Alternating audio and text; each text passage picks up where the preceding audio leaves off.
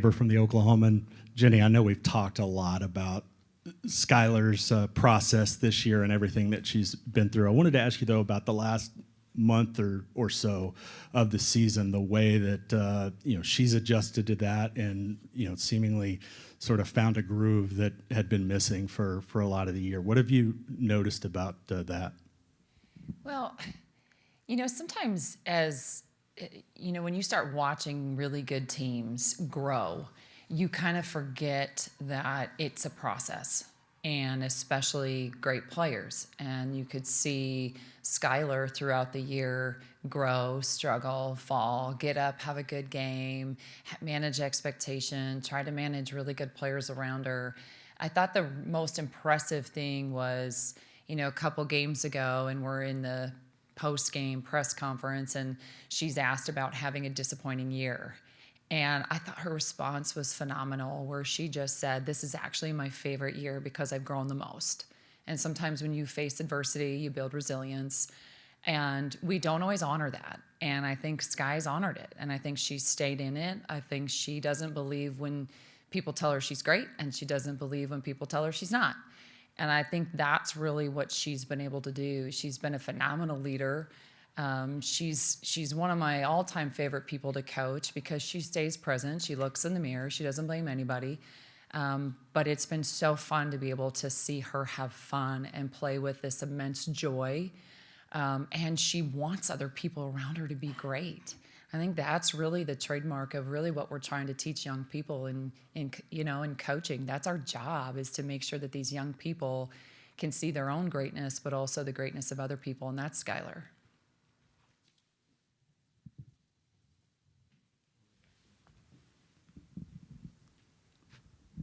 Hi, Coach. Alexa Philpott from ESPN. Being able to have Raegan with your program this year, what has she meant to this team? What has she meant to just be able to coach both on and off the floor? And what do you feel like her ceiling is as she continues to get comfortable with you all in the program? Well, we know her ceiling. She's not even close. And she's got so much potential. And I love the way that she's really come into our program. She's one of the world's best people. She frequents Hobby Lobby, right? And she wants to make arts and crafts and meaningful gifts for her teammates. You don't always get to see that, right? From a center who's pretty aggressive, who's physical, but off the floor, she's just the most amazing person. And honestly, it's taken us a little bit because of that. I think it's taken her a little bit to come into a team and really be assertive. I think transferring's hard, and especially when there were unique circumstances as to why she did. She's been so open-minded. She picked a team and a program that's a completely different style, but she picked it for reasons because she really just liked the players when she came on the visit. I think that's phenomenal too. And obviously she's really elevated our level of play. Sahara Williams one time talked about, and I'm paraphrasing her quote, but she mentioned something about when she knew that Raegan came, it elevated a level of attention to our program. It elevated a level of play. And so she said, I got to get better. And I think that's what our team sees, is that everybody wants to elevate the level of our play. Everybody wants to get better. And I think Raegan's been a huge part of that without even knowing that she was a huge part of that.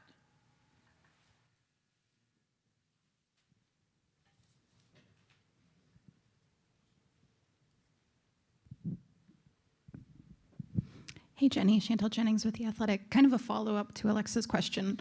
When you're recruiting someone out of the transfer portal, you don't get like the 4 years that maybe you would get with them when they're a high schooler.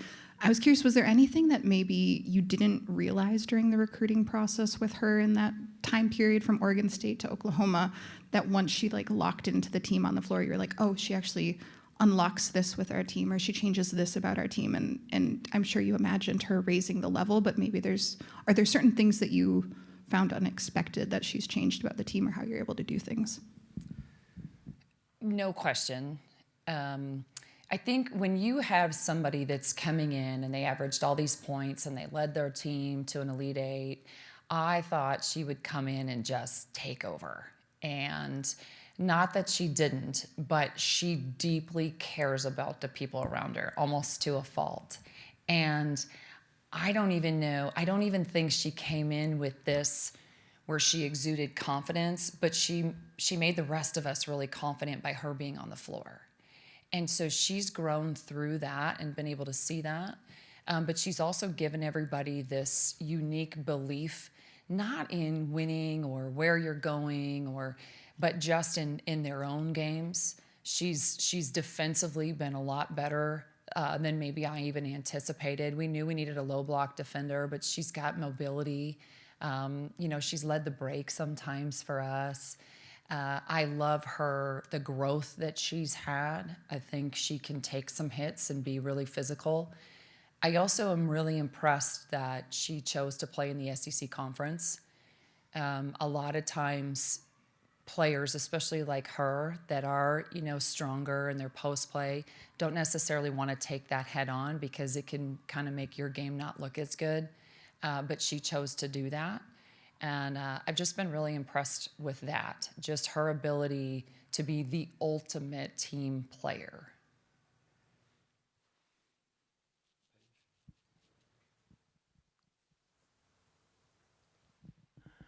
Hey, Coach. Brendan Potts, World Exposure Report. Obviously, you're focused on this game and this season, but Aaliyah Chavez committed to Oklahoma recently. Can you talk about her skill set and how that fits what you're doing in this program and how that can take you to the next level? Well, and I actually can't talk about recruiting because she hasn't signed yet. But I will say this team has done an amazing job of growing to be able to attract some attention from really high-level players. And I think it's because of the culture of this program and the foundation. So we're excited about continuing to evolve as a program.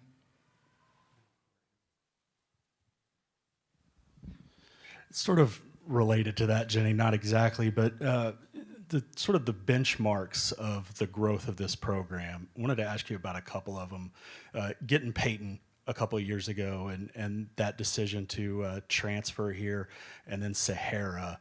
Just how important were those moments to build to things that you've had, like Raegan, like some other recruiting wins that you've had that obviously have pushed you all to this level?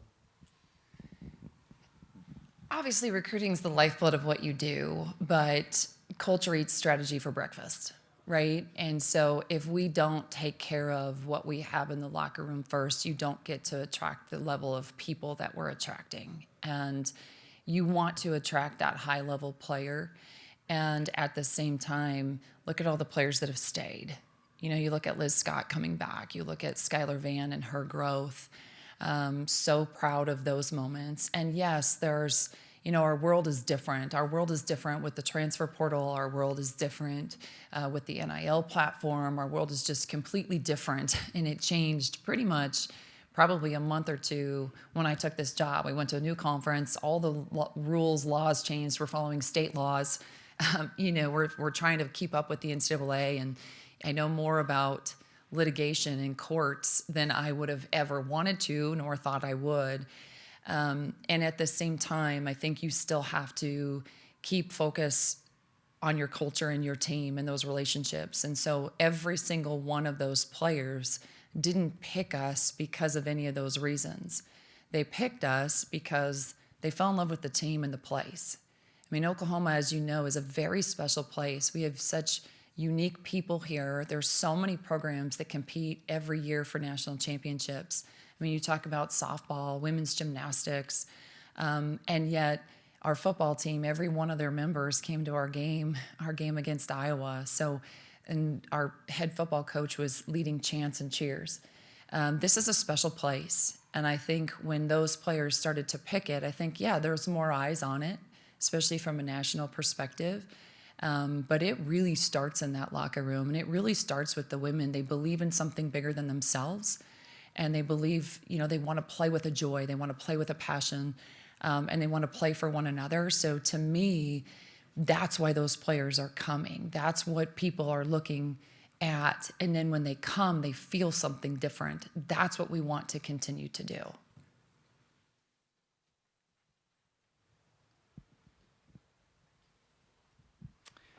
Hi, Coach. Austin Getz with KHQ here in Spokane. Here in Spokane, we cover Washington State, where Cammie Etheridge and Deb Patterson are, where you got your career started at Kansas State. And I was able to talk to Deb and reflect on that WNIT championship season. And she talked about how special it was to have you and Cammie and Coach Lori Kane, who's also there. Just was wondering if you would be able to take a couple minutes just to reflect on your relationship with them, what your relationship today is with them, and how special getting your start with coaches like that was. I was so lucky. Like I loved my experience playing. And a lot of people get into coaching because they either love it, don't know what else to do, or hated their experience and they want other people to do well. And I loved it so much. And when I got done, I had no idea what I was going to do. I didn't say, oh, I want to be the head coach or I want to do this. I kind of got lucky enough to fall into it. And I don't know if there could have been better mentors to start. And, when you're 22, you kind of think you know everything. Heck, when you're 43, you kind of think you know everything. But I learned so much in those couple years because they let me do so many things. And they were such great mentors. And I mean, you look at Cammie and, we obviously play Texas and that's a big rival, and you see her jersey retired there. That's a big deal. I mean, she was a phenomenal player, but she has so much humility. Her work ethic, Deb's work ethic, they taught you so much about keeping it really blue collar. And I was just so impressed. Lori Kane was a senior when I came in. We're the same age. She actually redshirted a year, and I've never seen somebody shoot so well. And she was just this incredible player. But I reflect now, after being in this seat for a number of years, and those were just pivotal moments. I mean, there's certain things that we're still doing in practice that I learned when I was 22. They're incredible people. They have got so much humility, and they're really, really good. And I was just really lucky to be a part of that. Thank you. Maddie Kenny with the New York Post. I have two questions, but my first one, I wanted to go back to Raegan Beers. You said that several players felt like they wanted to elevate their level of play since her arrival. What did that exactly look like, beyond the obvious of just hard work? Like, what specifically did that look like? Well, I think each player really, took what their individual game was and said, okay, a lot of us said, okay, we got to shoot the three better, right? Because if she's going to be in the paint. I mean, we went from Sahara Williams being a 5 for us a year ago in defending low block post play to having to defend best guards because of Raegan. I think that's elevated Alexi Keys saying, okay, I got to be better on ball defense because now I've got a rim protector in Raegan. I think obviously the post passing we've had to work on, and we've worked on that a lot, and we've turned it over a lot, and we've created a lot of opportunities, but we've had to kind of fall down and get up and work through that. I also think that overall, you're just trying to work on your professional development, right? Your skill set to be able to play to each other's strengths. I think the other thing that we've really had to go through in that is we can't be a one-hit wonder. We can't have where we're just going to feed Raegan every possession of every game that we lose the rest of our movement. And we've had to grow through that, and we've had to learn a lot. We've had to learn a lot about the game. We've had to live learn a lot too. So we're playing against great teams. We've had to learn when she's on the floor and when she's off the floor, it can look a little bit different, and we've had to grow through that. So I'm trying not to do coach speak with you, I'm trying to tell you, but there's so many different skill sets that everybody had to really hone in on. And it wasn't, hey, we got to work on these 10 things. It was, okay, I need to do this better. I need to do this better so that we can play to each other's strengths. This will be our last question. And then just 4 years in, like, how do you feel about the trajectory of Oklahoma women's basketball? Hell, I don't know yet. I mean, everything can change, right? In one second. So I will tell you, I was so impressed. I was so proud of what we walked into. And so even though people can say records, nobody wants to take over after a legend in Sherry Cole. I didn't think that I would ever want to do this. And here I am, right? God works in really mysterious ways. And it was the perfect time. It was the perfect fit from a team. And I can tell you, to have a legend like Sherry behind you and wanting the program to do really well and for it to be better than it was the day before, you don't get that either. You know, that's what's, I'm really, really proud to be part of this program, but I also know that I'm just the gatekeeper of the program right now. I love where we're at. I love where we're going. We're still building a fan base. We need to continue to do that. That's important. Right now, from a national perspective, we're probably getting more attention than we even do from a regional perspective, and we need to continue to change that, and I think we are, and I think we're growing. But as coaches, we want everything yesterday, and so I'm proud of where we're going, and yet I know we have a long way to go. Brian Brinkley, OU Radio and KFOR TV, for all of you, how much did you learn in playing in the SEC this year, and how do you think it's gotten you better, and do you feel that's prepared you for a game like this? Skylar, let's start with you.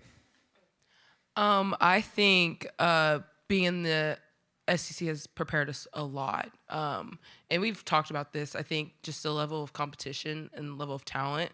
Not a lot of conferences have that. So I think we're super lucky to experience that this season. I think it's prepared us completely. And we've had to adjust I think our defense is the best it's ever been.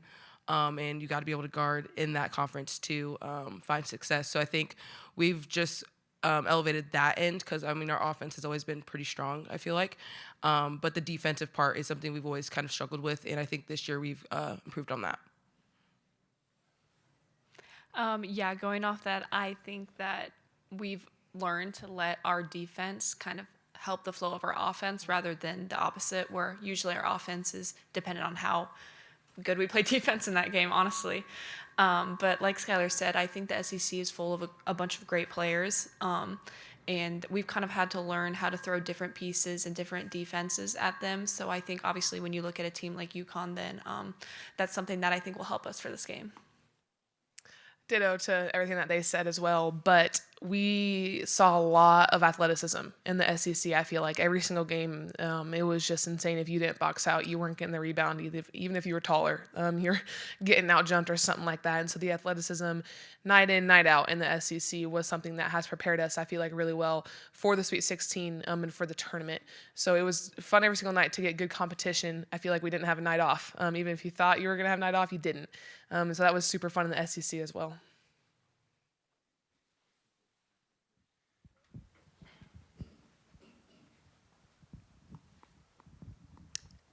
Lori Riley from the Hartford Courant. This is for any of the players. I'm just curious what challenges UConn presents to you, and in particular, a player like Paige Beckers. Yeah, great question. Obviously, you look at UConn, and they've been a dominant program for years, and they still are. I think just looking at Paige Beckers, obviously she's a great player. I do think that the SEC has gotten us ready for really good guards. I mean, you look at Georgia Amore, and I mean, we got to play Kentucky twice. So I think just learning from things like that will definitely benefit us in this game. For sure. Kind of going off of that, Paige is a phenomenal scorer. You see her, and sometimes she can score at will. A lot of the times she can. And so it's going to be a challenge for us tomorrow that we're excited to go against. Because like Peyton said, we've seen a lot of good guards, Georgia being one of them. And throughout the SEC, so much athleticism, similar to what UConn brings, Paige especially. And so it's going to be a fun challenge tomorrow.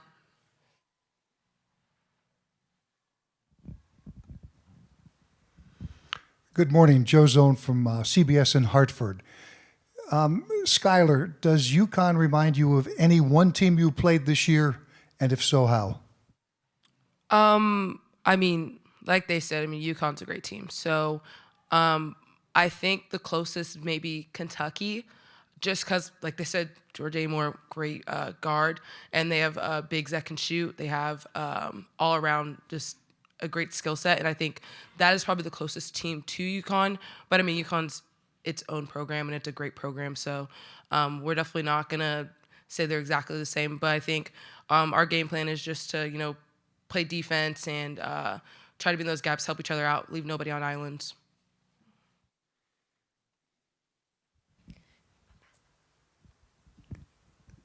Maggie Benoni, CT Insider for you, Raegan. What has just this year been like for you, adjusting to a new conference, a new team, and how was it obviously, how is it different than the Pac-12, the former Pac-12? Man, Pac-12, SEC, very, very different conferences to say the least. One similarity is that you did have competition night in, night out. That was in the Pac-12, a lot of great teams, and then in the SEC, it was definitely an adjustment coming to a much faster program than what I was used to. Oregon State ran lots of sets, and Coach Ruick did a phenomenal job using the players that he had to make the tournament this year, and then obviously last year making a run. And so it was very different coming here, where you have a coach that says, if it feels good, shoot it. It was not what I was used to, so I had to get comfortable with that just a little bit. But it was fun having a team to kind of rally around me and be like, it's going to come, you got it, because they've all been through it before. They all have been through that adjustment, that period where you got to get used to playing faster and shooting within 4 seconds of the shot clock, things like that. And so it was an adjustment for sure. But I had a great group around me supporting me to get over that hump, which eventually did.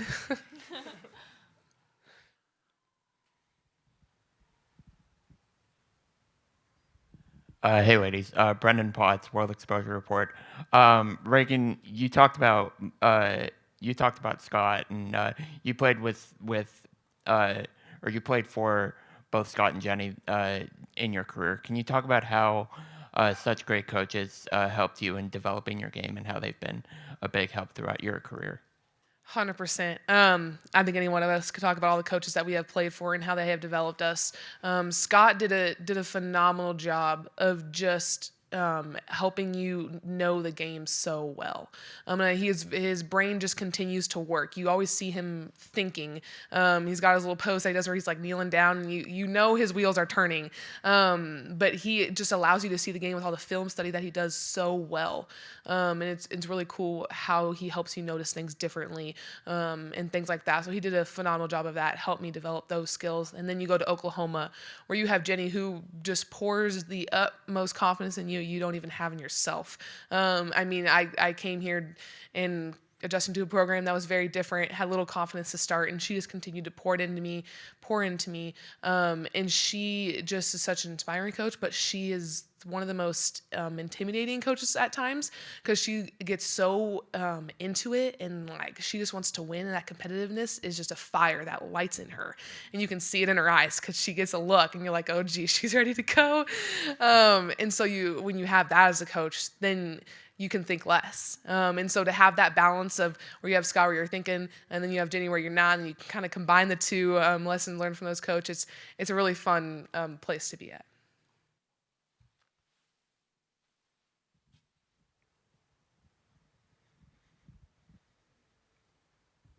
Chantel Jennings with The Athletic. Raegan, forgive me if this sounds like a silly question, but I'm very serious.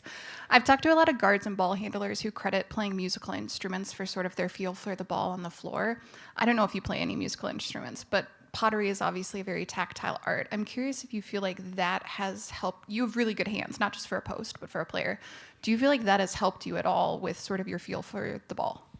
Well, thank you. Yes. I actually grew up playing piano, ironically. My whole family did. My siblings and I. And then, yes, I'm very much into pottery. Do it just as much as basketball, probably. But it does give you a sense of feeling with your hands, like just getting the feel of the clay when you're throwing it on the wheel.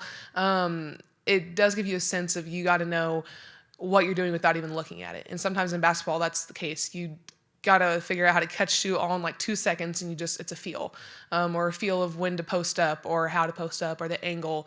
It's all about feel, or reading the game. And that's kind of a lot similar in pottery. Like you gotta feel a piece of clay that's about to break, and you gotta fix it before it does, something like that. And so there are definitely similarities in that touch-wise, so yeah. More questions?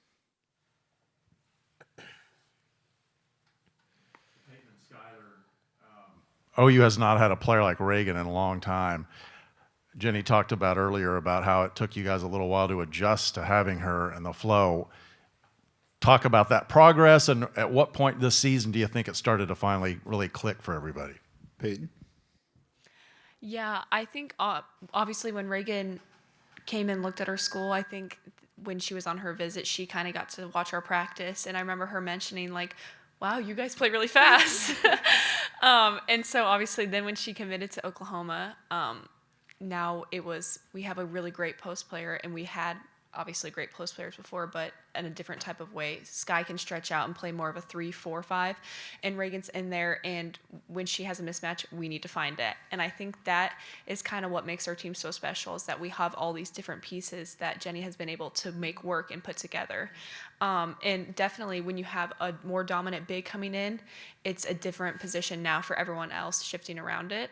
But that's what makes us better, and that's what makes us great. And I think it took a little time for us to find that this year, just because now people are stepping into different roles and different positions. But obviously, I think I don't know if there's one specific game that sticks out to me, but I would say about 4 or 5 games right before the SEC tournament, I feel like that's when it felt like we were really peaking. And going into now, I think that obviously going back from our first and second round games, you look at us playing FGCU, and obviously Skylar and Raegan had great games, and we knew that was a team where we were going to really look at our inside presence and get it in and score in the paint as many times as we could. And then you look at a team like Iowa, who plays pretty similar to us, and they get up and down a lot. And Skylar and Raegan got into foul trouble that game. And then you see that Zaya Vann and Liz Scott come off the bench and are a really big piece for us. So I think that just, again, speaks on the versatility and depth that our team has this year. I mean, I think everybody in this room knows Raegan's a great player, dominant in the post. But I think one thing for me, and I just think a revisit, I think her as a person is like the most important thing. I think a lot of us feel that way because, I mean, you got to get along to be a great team. Doesn't matter how many good players you have. But I mean, Raegan's just a great person. I remember on her visit, me and Peyton were like, okay, yeah, we like her. Like, okay. Like, we already knew she was good. We were like, we need a big. We've needed a big since I've been here at OU. So, and we've been through a lot of, recruits and stuff.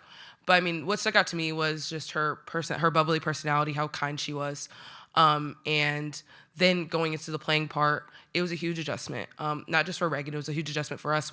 Like I said, we've never had a post, especially a dominant post like her, where, we were able to usually just cut wherever we want inside and then, get out, post whenever you want. And now it's like, okay, we got to get Raegan involved in this. And that took us a couple months, honestly. And then I want to say probably last 5 games of the SC tournament, I think something clicked and we found out, we just I don't know what it was, we just meshed. And everything just felt like it flowed so well.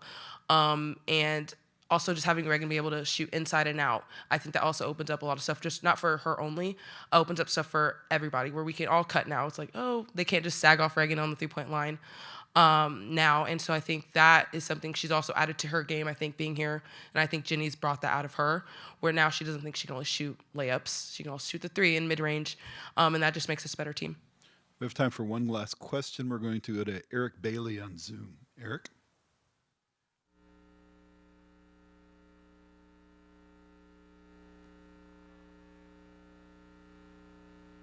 Eric, are you there? Hey guys, I just have a question for both Skylar and Raegan. For Skylar, what was it like making that seeing Peyton make that transition during that mid-semester edition when she first arrived in Norman? And for Raegan, can you talk a little bit about just how stabilizing it is for the team when she's on the court? Skylar? Well, when Peyton got here, we didn't know much about her. She just kind of showed up, not gonna lie. But she was on the practice team, I remember, and she was whooping all of our butts, seriously. And we were like, oh, this girl can hoop for real. So I'm just super proud to see her game grow. And I think this year is the first year I feel like everybody's able to see what she can really do. And I've always known she can do it, but just to see it this year has been really cool. But I mean, I've always known since that first practice she was in, I was like, oh, this girl could shoot the ball, she could drive and pass. All right. And she whooped us every practice pretty much, but she made us a better team then. So it was really exciting when she came here. We were super lucky. I mean, going off that, Peyton is, first of all, an incredible player, but when she doesn't stop moving offensively and she just continues to set people up to get other people open and then find herself shots, I mean, we are a good good offensive team when that happens. And I feel like Jennie has been putting that on her a lot this year, and a lot has been put on her to continue this year just to keep us where we need to be. Especially me coming in, I'd kind of figuring things out, and then you have a lot of the younger girls, and you have the fifth-year seniors, but it was up to Peyton a lot of the time to lead this team and really rely on her on the court as an on-court coach to be the voice on the court, calling plays whenever you need to do it, offensively, defensively. When you have that, like someone like that who's not only a good player, but like our coach on the court, it makes your life a whole lot easier. I'll tell you that. And so she's a phenomenal player and adds so much to our team, and has been so fun to see her grow. And she sets some mean screens that I come off of, and it's fantastic because then I get open layups. And so just having her on the team is huge blessing this year for sure.